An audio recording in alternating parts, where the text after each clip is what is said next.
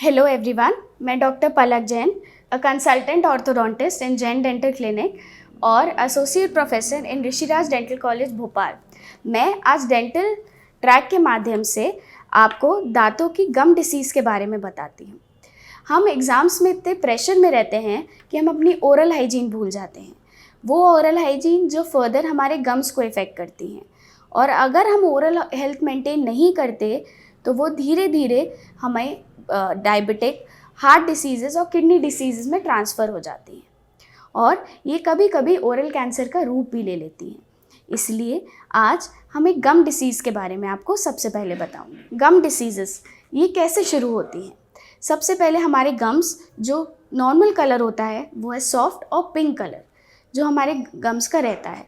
With Indian region it's more like of a dark pink in hair.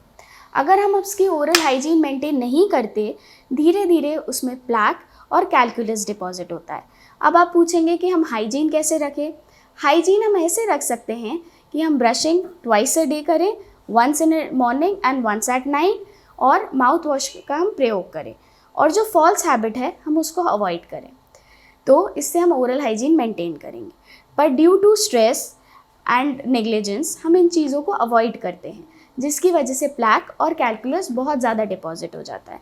वो धीरे धीरे हमारे गम्स को अफेक्ट करने लगता है, जिसकी वजह से हमारे गम्स सूज जाते हैं, रेड दिखने लगते हैं।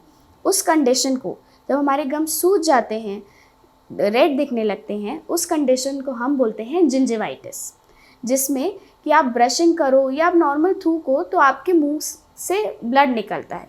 क्यों? क्योंकि वो गम्स सूज जाते हैं। धीरे धीरे डिपॉजिशन हमारे गम्स को अफेक्ट करने लगता है। जब आपको ऐसा लगे कि आप इस कंडीशन पे आ गए हैं तो आपको डेंटिस्ट को कंसल्ट करना चाहिए, क्योंकि वो इस कंडीशन को यहीं रोक सकते हैं। अगर हम क्लीनिंग और स्केलिंग नहीं कराते इस टाइम, और हम इस कंडीशन को आगे बढ़ने देते हैं, धीरे धीरे वो बोन तक चली जाती है, जिसकी वजह से बोन लॉस हो जाता है, जिसको हम OPG नामक एक एक्सरे होता है उसमें देख सकते हैं। और बोन लेवल ख़राब होने के चक्कर में धीरे धीरे दांत भी लूज़ होने लगते हैं, और ऐसी कंडीशन आ जाती है जिसको हमारी लैंग्वेज में एक्यूट पेरियोडोंटाइटिस कहते हैं या पेरियोडोंटाइटिस कहते हैं। इस कंडीशन में आपके पूरे दांत हिलने लगते हैं, क्योंकि उनके पास कोई बोन सपोर्ट नहीं बचता। प्लैक और कैल्कुलस मतलब गंदगी जमा होकर हमारे गम्स को इतना नीचे कर देती है कि कहीं से कहीं तक आप उसे अब बचा नहीं सकते। आपके गम्स, आपके मसूड़े इतने ख़राब हो जाते हैं कि हम डेंचर्स तक पहुंच जाते हैं। हमारे टीथ कभी भी हमारे गम्स में हाफ रहते हैं या 3/4 रहते हैं, बट ड्यू टू डिपोजिशन ये गम्स की लेवल नीचे हो जाती है, और धीरे धीरे वो दांत वहाँ से हिलने लगते हैं, जो पेरियोडोंटाइटिस की तरफ जाते हैं।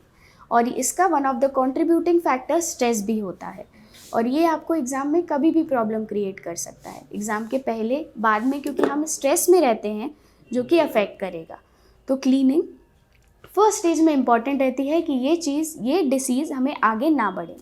इससे हम बच कैसे सकते हैं? अपनी ओरल हाइजीन सुधार के, जैसे दिन में 2 बार ब्रश करें, माउथ वॉश का यूज़ करें, फ्लॉसिंग करें, और अगर इनसे भी अगर सूजन, दर्द या दांत से निकलने वाली ब्लीडिंग या गम से निकलने वाली ब्लीडिंग कंट्रोल ना हो तो एक डेंटिस्ट को विज़िट करें, और डेंटल कंसल्टेशन एवरी 6 मंथ्स में मेंटेन करके रखें कि आपकी कोई भी चीज़ शुरू हो रही है वो डेंटिस्ट जल्द से जल्द डिटेक्ट कर पाए।